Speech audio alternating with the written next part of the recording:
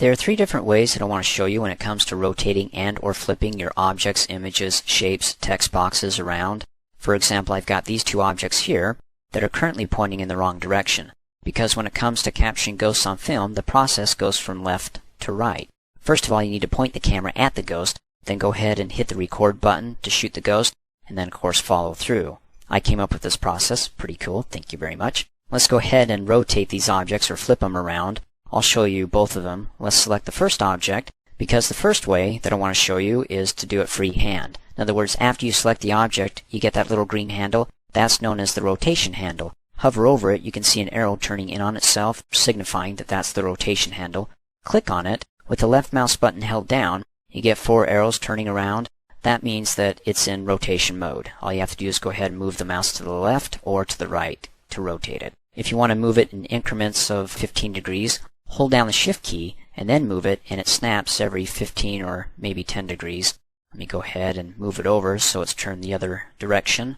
Let go of the mouse, let go of the Shift key, click off in a blank area. Perfect. It's facing the correct way. Like I said, it's not only for shapes, but if you click inside the text box, you also have the rotation handle there that you can click and drag, move to the left or move to the right. I'm going to go ahead and hit undo. The other two ways, let me select that shape, is you can either go ahead, after selecting it, come up here, click on the Format tab, go to the Size group, click on its Expandable Dialog Box button. Let me go ahead and click and drag the title bar up.